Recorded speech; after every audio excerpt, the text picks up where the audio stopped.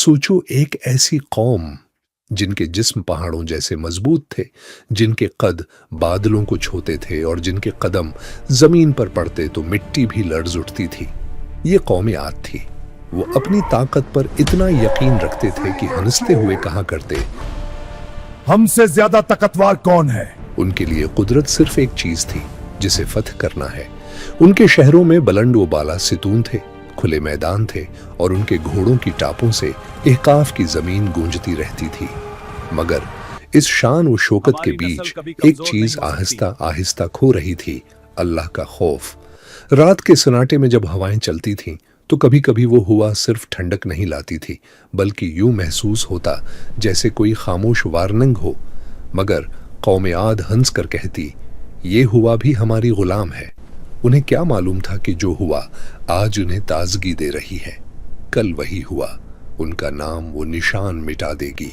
कौमी आद यमन और ओमान के दरमियान अहकाफ के इलाके में रहती थी, जहां रेत के पहाड़ थे और खुली वादियां थीं। यहीं उन्होंने बनाया शहर इरम ज़ातुल इमाद, यानी सितूनों वाला शहर। ये कोई आम शहर नहीं था। उसके महल्लात इतने बुलंद थे कि दूर से देखकर यूं लगता जैसे आसमान को थाम रखा हो। उनके घर पत्थरों से बने होते, दरवाजे इतने ऊंचे कि घोड़ा और सवार दोनों एक साथ गुजर जाएं। उनके बच्चे भी कुदरत से मुकाबला करना सीखते और बुजुर्ग फख्र से कहते, हमारी नस्ल कभी कमजोर नहीं हो सकती। अल्लाह ने उन्हें जमीन की नेमतें दी थी, ताकत दी थी, वसाइल दिए थे, मगर जब नेमत शुक्र ना बने तो गुरूर बन जाती है। और गुरूर अक्सर तब आता है जब इंसान अपने रब को भूल जाए। शहरी इरम जो कभी रहमत की निशानी था, अब आहिस्ता आहिस्ता इम्तिहान का मरकज बन रहा था। जब कौम आद अपनी ताकत के निश्चय में हर हद पार कर चुकी थी तो अल्लाह ने उन्हीं में से अपना पैगंबर भेजा, हजरत हूद अलैहिस्सलाम। हजरत हूद अलैहिस्सलाम न कहीं बाहर से आए थे, न ही अजनबी थे। वो इन्हीं के अपने थे, उन्हीं की जबान बोलते थे और उन्हीं के दर्द को समझते थे। वो उनके बाजारों में गए, उनके महल्लात के दरवाजों पर खड़े हुए और नरमी से कहा, ऐ मेरी कौम, सिर्फ अल्लाह की इबादत करो, उसके सिवा तुम्हारा कोई माबूद नहीं। क्या तुम समझते नहीं? हजरत हूद अलैहिस्सलाम ने उन्हें याद दिलाया कि ये ताकत, ये जिस्म, ये शहर और ये कुदरत सब अल्लाह की अता हैं। मगर उन्होंने कहा, हम पर अजाब नहीं आ सकता, और अगर आ भी जाए तो हमारी ताकत उसे रोक लेगी।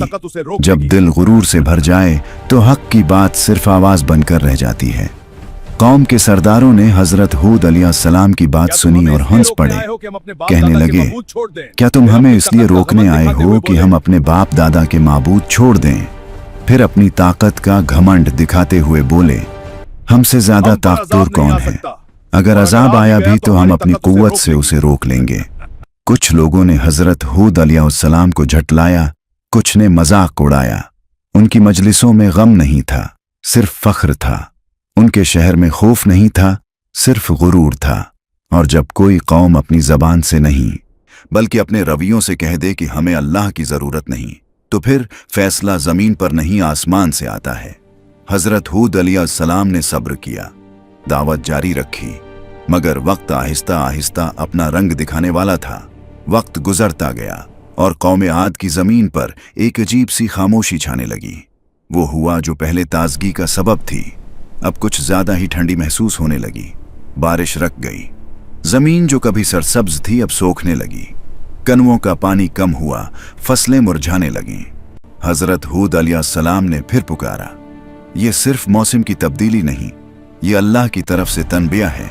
मगर कौम आद ने कहा, ये तो आम सा कहट है, चंद दिन की बात है, हमारी ताकत सब ठीक कर देगी। फिर एक दिन आसमान पर एक बड़ा बादल जाहिर हुआ। लोग घरों से निकल आए, चेहरे खुशी से भर गए। कहने लगे, ये तो रहमत का बादल है, देखो बारिश आ रही है। हजरत हूद अलैहिस्सलाम ने देखा तो उनकी आवाज भारी हो गई। उन्होंने कहा, ये वो चीज नहीं जिसकी तुम जल्दी कर रहे हो, ये वो हुआ है जिसमें दर्दनाक अजाब है।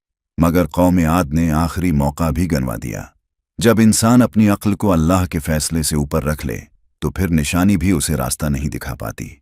और अब वो लम्हा करीब आ चुका था जहां वापिसी का रास्ता बंद हो जाता है। फिर वो दिन आ गया, हिवा चलनी शुरू हुई। मगर ये आम हुआ नहीं थी, ये सख्त सर्द हुआ थी जो सीधा दिलों को चीर देती थी। पहले दिन लोग घबरा गए, मगर फिर भी कहने लगे, ये तो बस तेज ठंडी हुआ है, ये हमारा कुछ नहीं बिगाड़ सकती। दूसरे दिन दरवाजे टूटने लगे, दरख्त गिरने लगे और लोग घरों में दबक गए। हवा उन्हें उठाकर जमीन पर इस तरह पटकती जैसे खजूर के खोखले तने हों। कुरान कहता है ये हुआ 7 रातें और 8 दिन मुसलसल चलती रही।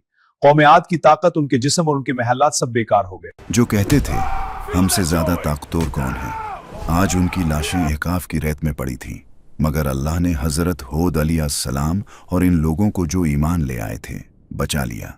जब हुआ रखी तो वहां सिर्फ खामोशी थी, न शहर रहा न गुरूर, सिर्फ अबरत बाकी रह गई। ये कहानी सिर्फ कौम आद की नहीं, ये हर उस इंसान के लिए है जो अपनी ताकत पर उतराता है और अपने रब को भूल जाता है। अल्लाह जब पकड़ करता है तो फिर कोई ताकत काम नहीं आती।